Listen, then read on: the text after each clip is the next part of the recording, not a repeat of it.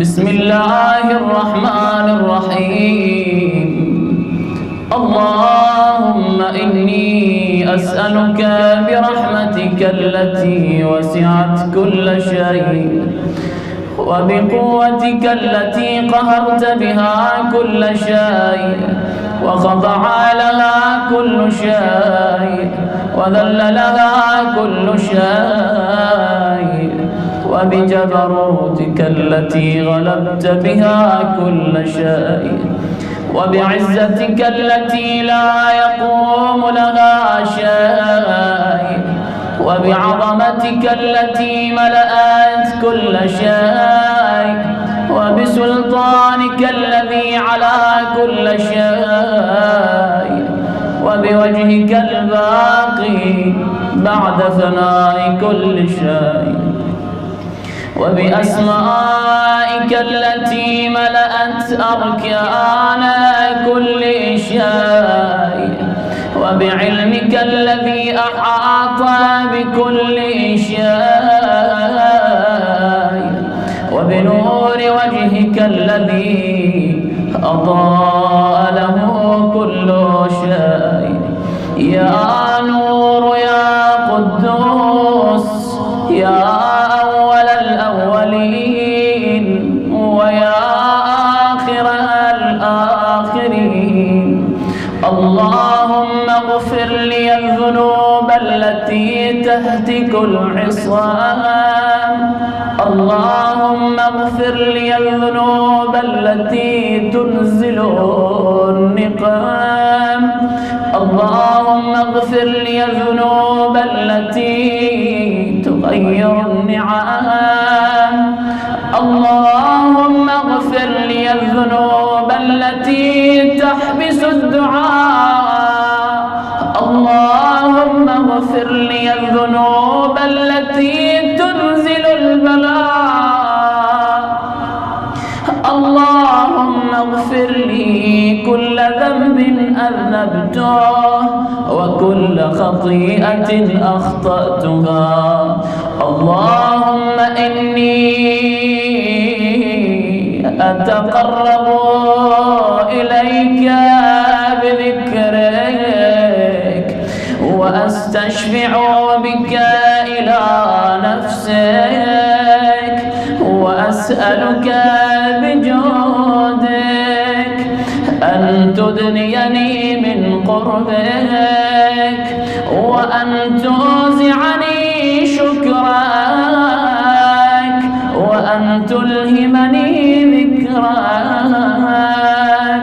اللهم إني أسألك سؤال خاضع متذلل خاشع أن تسامحني وترحمني وتجعلني بقسمك راضيا قانعا وفي جميع الأحوال متواضعا. اللهم وأسألك سؤال من اشتدت فاقته وأنزل بك عند الشدائد حاجتها وعظم فيما عندك رغبته. اللهم عظم سلطانك وعلى مكانك وخفي مكرك وظهر أمرك وغلب قهرك وجرت قدرتك ولا يمكن الفرار من حكومتك. اللهم لا أجد لذنوبي غافرا ولا لقبائحي ساترا ولا لشيء من عمل القبيح بالحسن مبدلا غيرك. لا إله إلا أنت سبحانك وبحمدك. ظلمت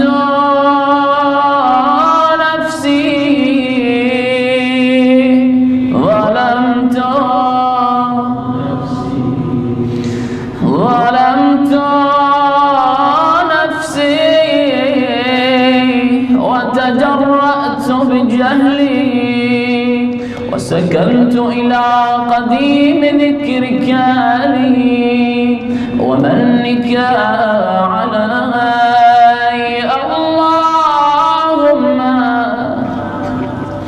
اللهم مولاي كم من قبيح سترته وكم من فادح من البلاء أقلته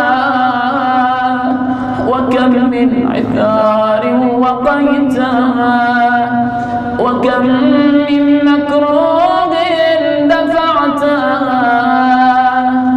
وكم من ثناء جميل لست أهلا له نشرته. اللهم عظم بلائي وأفرط بي سوء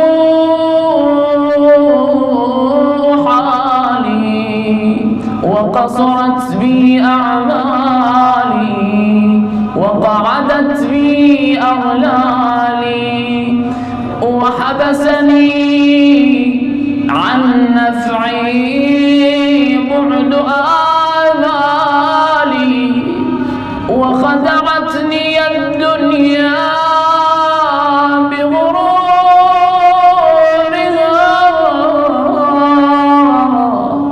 ونفسي بجنايتها ومطالي يا سيدي. فأسألك بعزتك ألا يحجب عنك دعائي سوء عملي وفعالي ولا تفضحني بخفي ما اطلعت عليه من سري ولا تعاجلني بالعقوبة على ما عملته في خلواتي من سوء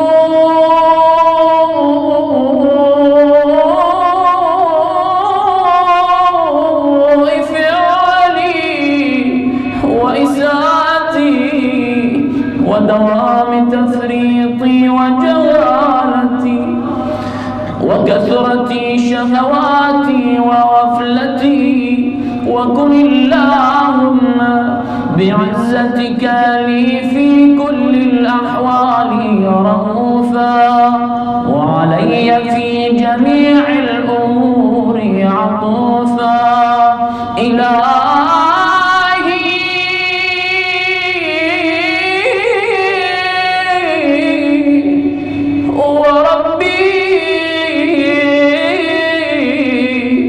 من لي غيرك أسأله كشف ضري والنظر في أمري.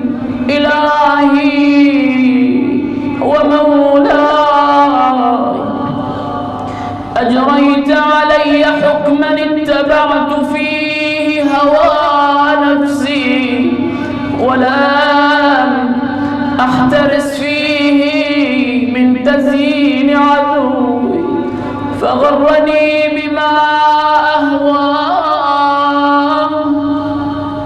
وأسعده على ذلك القضاء. فتجاوزت بما جرى علي من ذلك بعض حدودك وخالفت بعض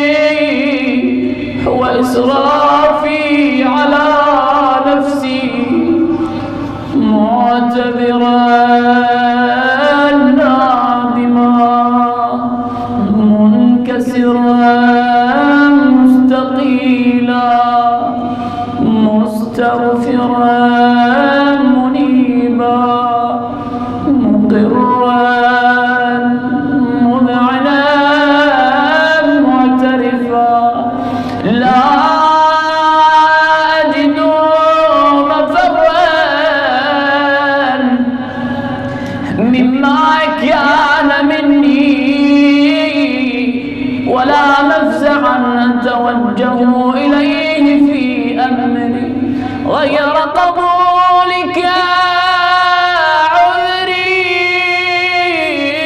عذري وإدخالك إياي في سعة من رحمتك اللهم فاقبل عذري اللهم فاقبل عذري وارحم شدة ضري وفكني من شد وثاقي يا رب ارحم ضعفايا بدني ورقة جلدي ودقة عظمي يا من بدأ خلقي وذكري وتربيتي وبري وتغذيتي هبني لابتدائي كرمك وسالفي بالركابي يا إلهي وسيدي وربي أتراك معذبي بنارك بعد توحيدك وبعد من طوى عليه قلبي من معرفتك ولهج به لساني من ذكرك واعتقده ضميري من حبك وبعد صدق اعترافي ودعائي خاضعا لربوبيتك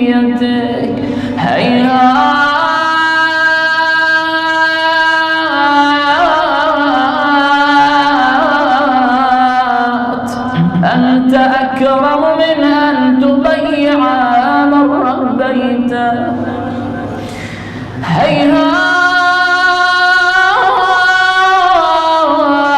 هيهات أنت أكرم من أن تضيع من ربيته أو تبعد من أدنيت أو تشرد من آويت أو تسلم إلى البلاء من كفيته ورحمته وليت شعري يا سيدي وإلهي ومولاي أن تسلط النار على وجوه خرت لعظمتك ساجدة وعلى ألسن نطقت بتوحيدك صادقة وبشكرك مادحة وعلى قلوب اعترفت بإلهيتك محققة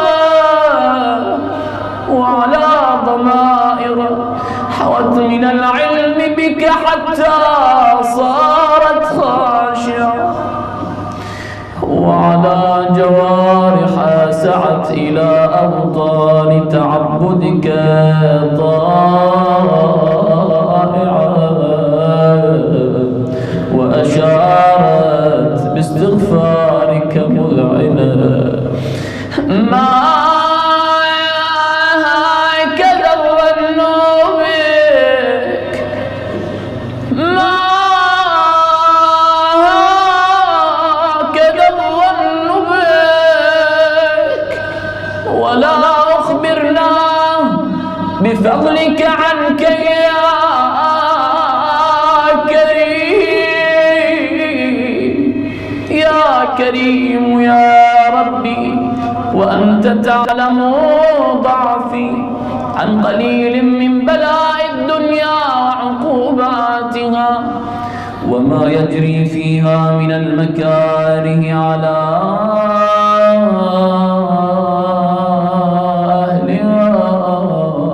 على أن ذلك بلاء ومكروه قليل مكثه يسير بقاء قصير مدته.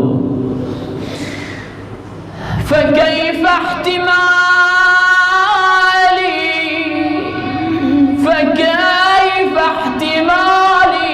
لبلاء الآخرة وجليل وقوع المكاره فيها، وهو بلاء تطول مدته ويدوم مقامه ولا يخفف عنه، لأنه لا يكون إلا عن غضبك وانتقامك وسخطك، وهذا ما لا تقوم له السماوات والأرض. يا سيدي فكيف بي وأنا عبدك الضعيف الذليل الحقير المسكين المستكين. يا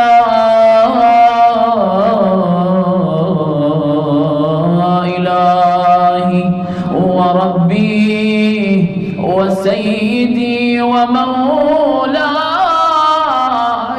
لأي الأمور إليك أشكو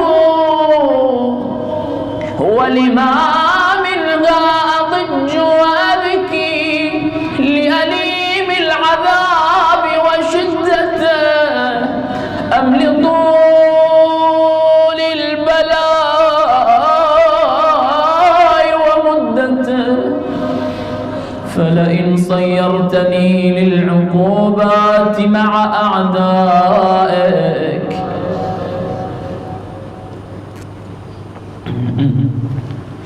وجمعت بيني وبين أهل بلائك وفرقت بيني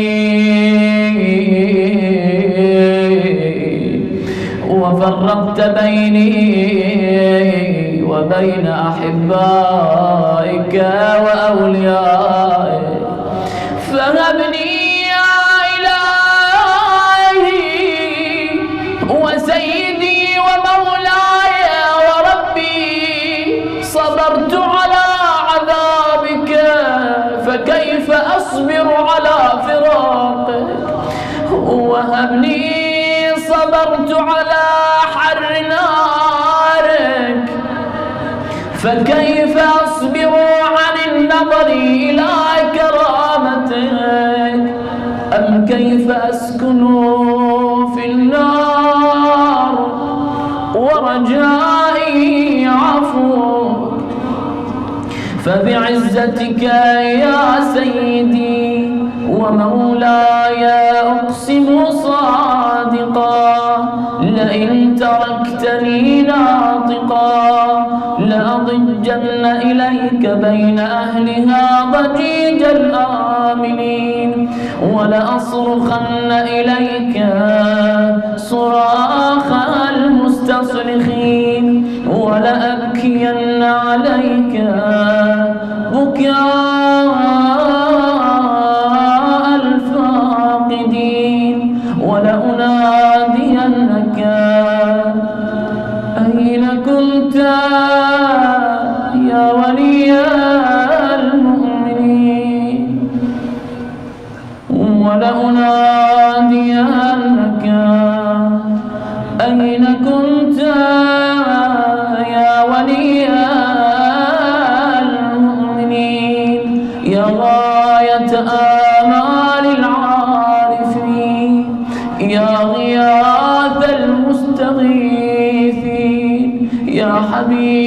وقلوب الصادقين.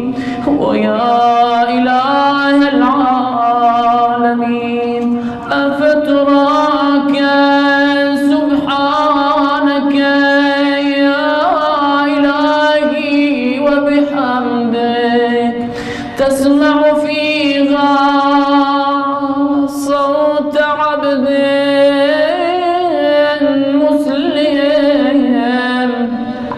سجن فيها بمخالفته وذاق طعم عذابها بمعصيته وحبس بين أطباقها بجرمه وجريرته وهو يضج إليك ضجيج مؤمل لرحمتك ويناديك بلسان أهل التوحيد ويتوسل إليك بربوبيتك يا مولاي. فكيف يبقى في العذاب وهو يرجو ما سلف من حلمك؟ أم كيف تؤلمه النار وهو يأمل فضلك ورحمتك؟ أم كيف تؤلمه النار وهو يأمل فضلك ورحمتك؟ أم كيف يحرقه لهيبها وأنت تسمع صوته وترى مكانه؟ أم كيف يشتمل عليه زفيرها وأنت تعلم ضعفه؟ أم كيف يتقلقل بين أطباقها وأنت تعلم صدقه؟ أم كيف تزجره زبانيتها وهو يناديك يا رب؟ أم كيف يرجو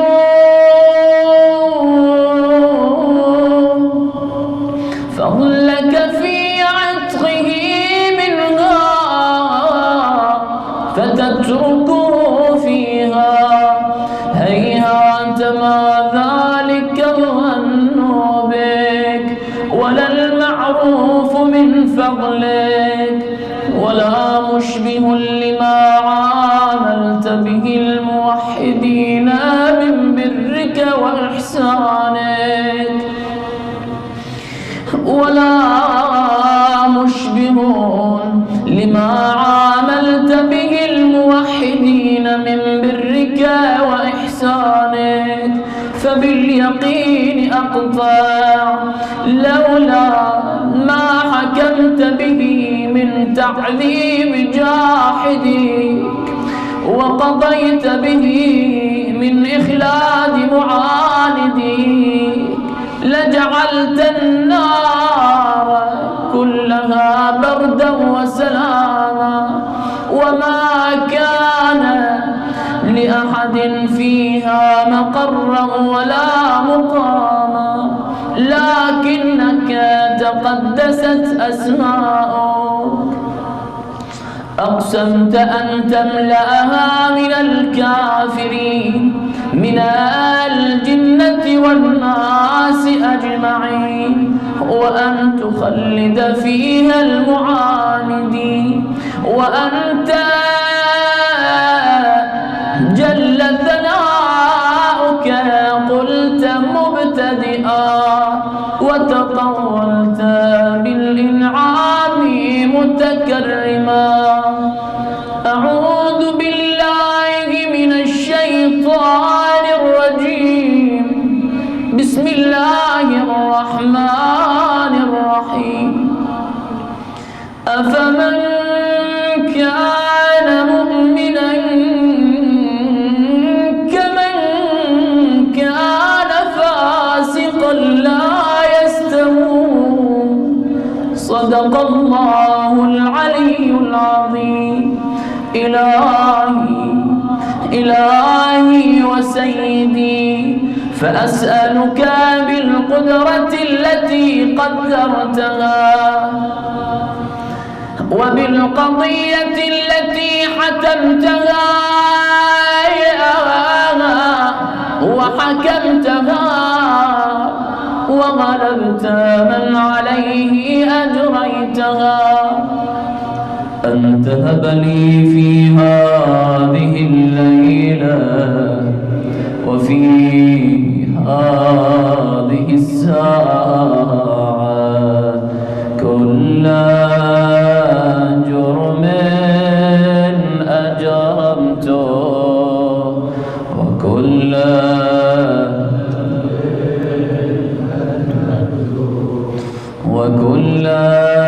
قبيح أسررته وكل جهل عملته كتمته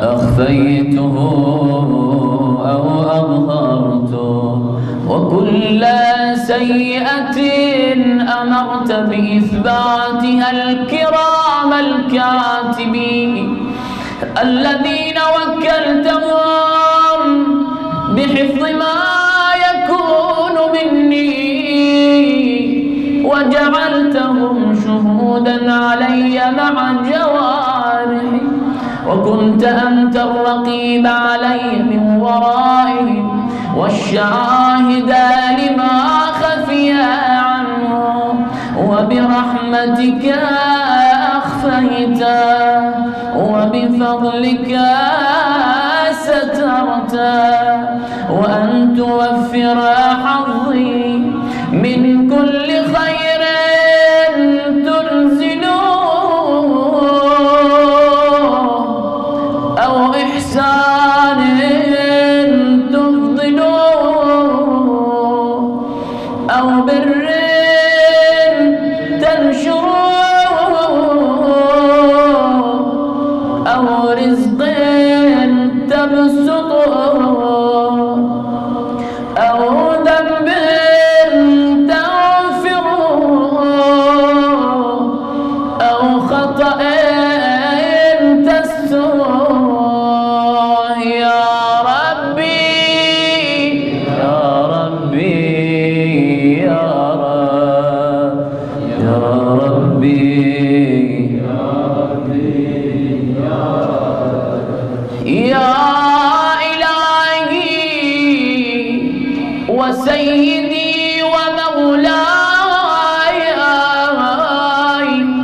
ومالك رقي، يا من بيده ناصيتي، يا عليما بضري ومسكنتي، يا خبيرا بفقري يا ربي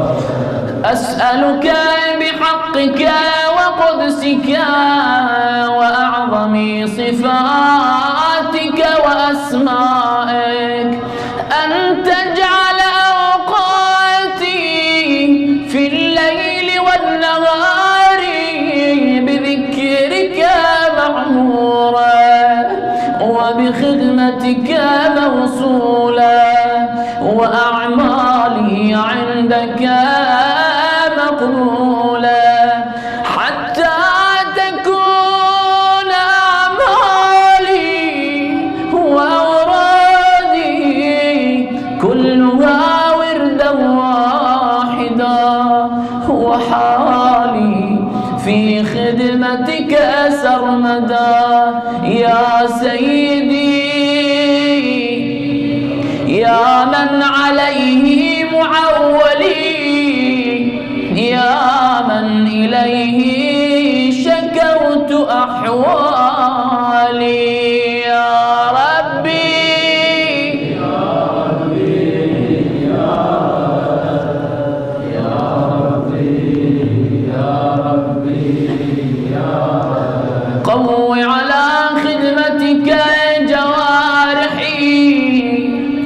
واشدد على العزيمة جوانحي وهب لي الجد في خشيتك والدوام في الاتصال بخدمتك حتى أسرع إليك في ميادين السابقين وأسرع إليك في المبادرين وأشتاق إلى قربك في المشتاقين وأدنو منك دنو المخلصين وأخافك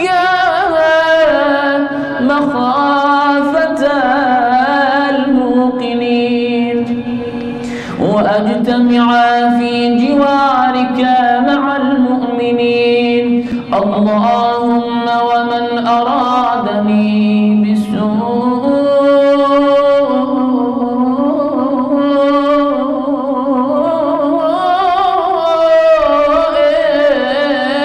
فأرد ومن كادني فكد واجعلني من أحسن عبيدك نصيبا عندك وأقربهم منزلة منك وأخصهم زلفة لديك فإنه لا ينال ذلك إلا بفضلك وجدني بجودك واعطف علي بمدك واحفظني برحمتك واجعل لساني بذكرك لهجا وقلبي بحبك متيما ومن علي بحسن إجابتك وأقلني عثرتي وأغفر زلتي فإنك قضيت على عبادك بعبادتك وأمرتهم بدعائك وضمنت لهم الإجابة فإليك يا ربي نصبت وجهي وإليك يا ربي مددت فبعزتك استجب لي وبلغني ولا تقطع من فضلك رجائي واكفني شر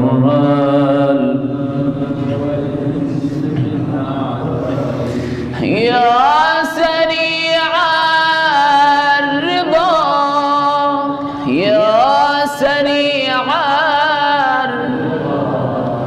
اغفر لمن لا يملك إلا الدعاء فإنك فعال لما تشاء يا من اسمه وذكره وطاعته غنى ارحم وسلاحه البكاء يا سابغا يا دافعا النقام يا نور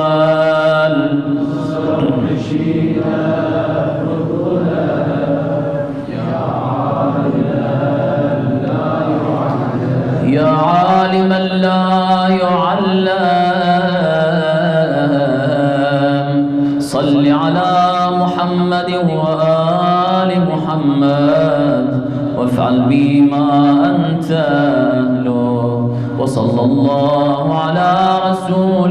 والأئمة الميامين من آله وسلم تسليما كثيرا برحمتك يا أرحم الراحمين. وصلى الله على خير خلقه محمد وآله